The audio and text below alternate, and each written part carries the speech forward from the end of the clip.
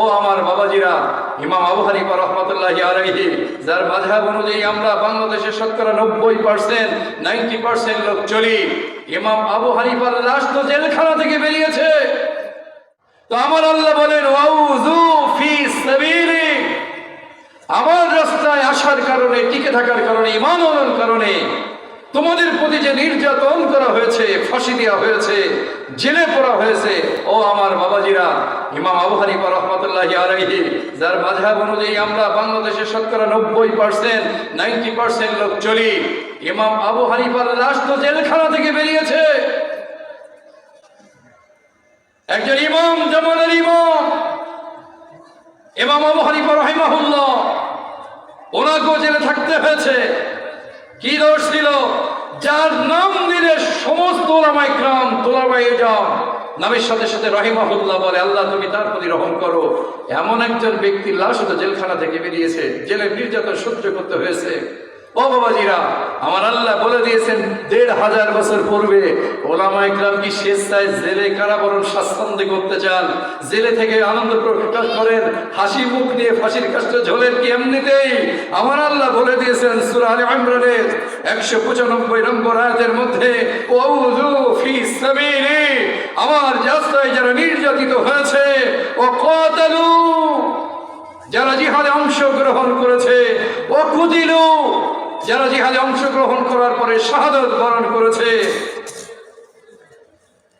লাউ কাফফিরান্না আনহুম সাইয়্যাতিহিম, লাউ কাফফিরান্না আনহুম সাইয়্যাতিহিম, আমার আল্লাহ বলেন এই গুণাবলী যাদের আছে, কি কি?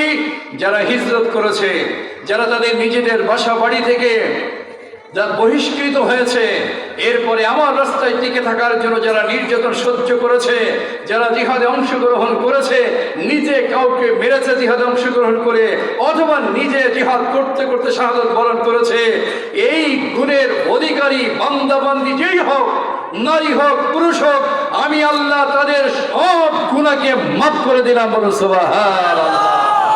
আমি বলি না লাউ কাফফিরান্না আনহুম সাইয়্যাতিহিম, তাদের যত গুনাহ, তাদের যত দোষ ত্রুটি আমি আল্লাহ অবশ্যই তাদেরকে মাফ করে দেব। বলুন সুবহানাল্লাহ। সাদেই জেলে যেও মানুষ হাসে, জেল থেকে বেরিয়েও হাসে। আমি তো আমার মসজিদে বলেছিলাম আমি মেন্টালি প্রিপেয়ার্ড, মানসিকভাবে প্রস্তুত। আমার ছেলেমেয়েকেও বলে দিয়েছি যে কোনো মুহূর্তে যদি আমার কোনো কথায় যদি আমাকে অ্যারেস্ট করার প্রয়োজন মনে করে, এই দেশে হোক বাইরের কোনো দেশে হোক, তো তোমরা মন খারাপ করবে না। আমি সেভাবেই তাদেরকে দিন শিখাই, সাহাবা আজমাইনের ঘটনাগুলো শিখাই, আমি জিহাদের বর্ণনা কারগুজারি তাদেরকে শোনাই।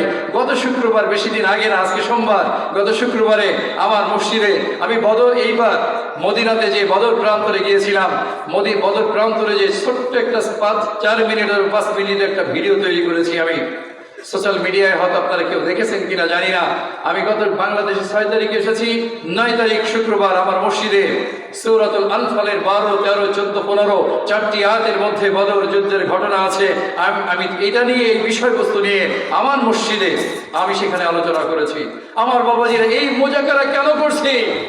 যে কোনো মুহূর্তে যদি দেশে হোক, প্রবাসী হোক, বিদেশে গেলেও তো ওলামায়ে কিরামকে অ্যারেস্ট করা হয়। বিদেশে পার্শ্ববর্তী দেশ বলেন, অন্য কোনো দেশ বলেন, যদি কেউ বলে দেয় যে ইনি এই লোক, ইনি এই লোক, ইনি এই দাওয়াতের লোক, ইনি মানুষকে মুসলমান করার চেষ্টা করে, তো যেখানেই অ্যারেস্ট করা হোক না কেন, আমার সন্তানদেরকে প্রিপেয়ার্ড করছি, তাদেরকেও বলছি, আরে আল্লাহ তাআলা দিন দিয়েছেন, দিন মোতাবেক চলতে পারলে পুরস্কার কি পাওয়া যাবে? এই পুরস্কারের মোজাকারা সকলকেই করতে হবে। প্রত্যেকের বাসা বাড়িতে এই আলোচনা যেন করতে পারি। আজকের আলোচনা শ্রবণ করার পরে রেফারেন্স দিয়ে দিলাম সূরা আলে ইমরান ৪র্থতম পারা।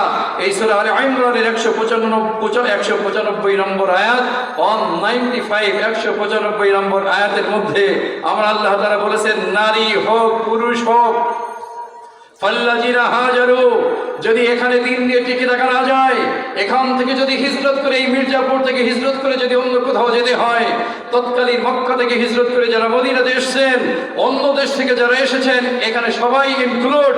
আমার আল্লাহ বলেন যারা হিজরত করেছে, ফাল্লাযিনা হাজারু আও উখরিজু, বাড়িঘর থেকে দিন থেকে টিকে থাকার জন্য, দিনের উপরে অটল থাকার জন্য যদি বাড়ি থেকে আজও আমি অথবা আমরা আমাদেরকে যদি বের করে দেওয়া হয়, উৎখাত করা হয়, বহিষ্কার করা হয়, ওয়াউযু ফি সাবিলি, আল্লাহ রাস্তায় যদি নির্যাতন আমাদেরকে করা হয়, ওয়াকাতালু, যদি দিনের রাস্তায় জিহাদ করতে হয়, আপনাদের বলি ডন্ট টেক আদারওয়াইজ।